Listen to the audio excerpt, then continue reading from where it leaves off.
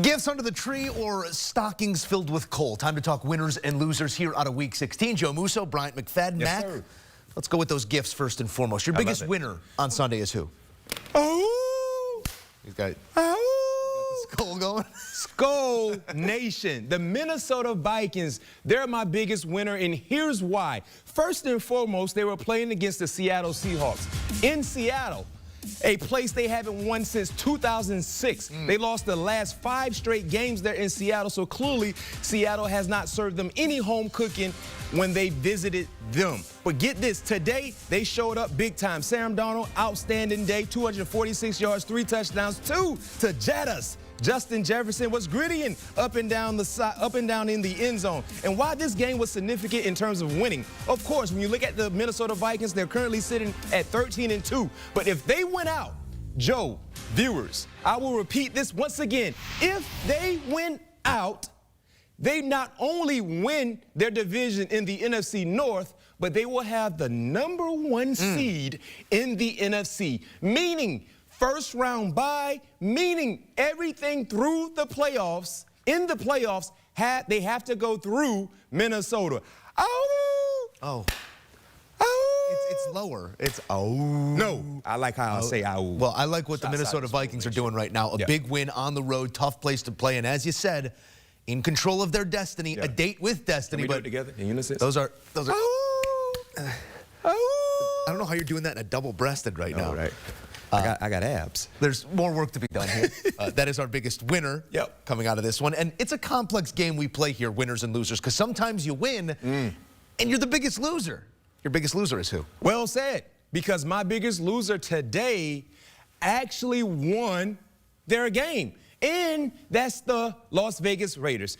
Here's why they're my biggest loser. No question, they fought hard. They won a ball game against the Jacksonville Jaguars. But because they won the ball game, they came in today's matchup holding the #1 spot in the NFL draft in 2025. But because they beat Jacksonville today, they dropped from 1 to 6. Why that is significant, B-Mac, you may ask. Well, the reason why is because their quarterback issues have been well documented. Their quarterback concerns have been talked about from coast to coast. So we know they're probably going to address the quarterback position where?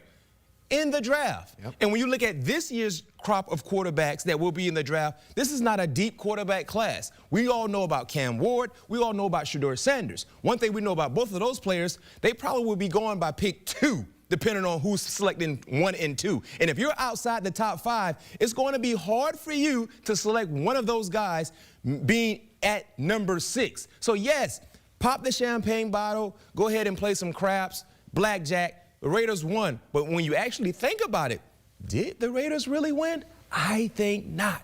They are my biggest loser because of the draft slots.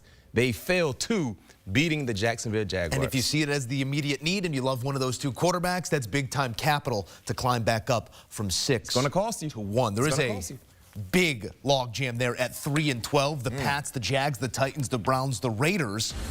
Amongst those teams, the Raiders, apparently the tallest of the 3-win teams as they are sitting in the 6th slot. Giants now on the clock with quarterback needs of their own. Get into a game ball doing That's My Guy as we continue to amass our rosters this season, Mac. Lead us off. Who's your guy? Oh, my guy had a heck of a day in the nation's capital. Jaden Daniels. Ooh, my goodness. You talk about a kid that put on for his city. He was outstanding today in terms of playing against a high-level team. Yes, without their star quarterback in Jalen Hurts, but it didn't matter. Their defense has been outstanding.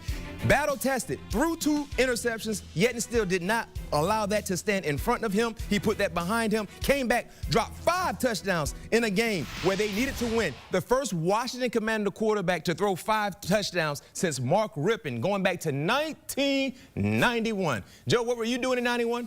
Don't worry about it. You can't remember. But you were 1. I was 1. I was watching MJ fadeaway win NBA championships. I got the tail 3 in my brain. 96, 97, 98. That's when I came to You're making know. me feel kind of old, I but that is apologize. the goal. The goal is to get old. But guess what, Jaden Daniels? You won't be old anytime soon with the way how you've been performing for your Commanders. Outstanding day to day. He is my guy. Unbelievable performance. And I can tell you this much. They stamped their ticket into the playoffs, and you do not want to see that guy into the playoffs because he's not only is the Commander's guy, he is my guy. And when my guy shows up, he can deliver big-time numbers at any given time. 5 touchdowns passing and 50-plus rushing yards. First rookie in NFL history to do that. Led his team in rushing. Certainly did. Yeah. He's leading all rookies in rushing right now, quarterback-wise. He's also right at the top passing yards, jockeying back and forth with Caleb Williams. Yeah. My guy, you know it's Caleb, but not this week. My guy hopefully is the guy coaching Caleb Williams next season. Yeah. Ben Johnson is my guy this week. Hopefully coaching. We'll he see. has a job, right? He's on my short list. He's going to be a head coach somewhere. I don't know if it's Chicago. We'll see what the Bears do. He's going to say no. They can finally get one right. There's little birdie says there's some interest there. But he's my guy for a different reason on this day. He's my guy because he calls an offense in all the things that I love about this sport. The deep ball, it's always on the first page of that play sheet. The trick play or the wrinkle always finds a way to get to it. It was that stumble, fake fumble to a wide open Sam Laporta. This one really stole my attention in this one. Said they scouted it when Jordan Love tripped up against the Bears and found a free runner down the left sideline. Wow. So they drew up a play with that in mind. Jamison Williams, we know he can take the top off of defense. A focus to get the ball straight up field as well. Everything that his offense possesses is the places that he goes with the ball. And now, with a defense facing all that attrition, even more of an emphasis on producing at a high level. Love what Ben Johnson's doing. That's my guy. I have a question, Joe. Please. My hands is up like I'm in class. You decided to go with an individual that coached against your favorite team in the Chicago Bears and just dominated your Bears. I'm an unbiased arbiter of the truth. I respect good football. I respect Ben Johnson, my guy. I think what you're doing is you're trying to, as the old folks say, you're trying to court Ben Johnson to kind of feel good about Chicago, and you think you're slick. I got 3 names on my list. He's one of them. I'll say that. Okay. Who's the other 2? Man, we got time. We got time. We don't have any more time here, though. That's my guy, Bryant McFadden. Appreciate you. Don't forget, each and every week, CBS Sports HQ, every single day, 365 days a year. Holidays, birthdays, BMAC's birthday, news, highlights, scores, and more. It's all here on CBS Sports HQ.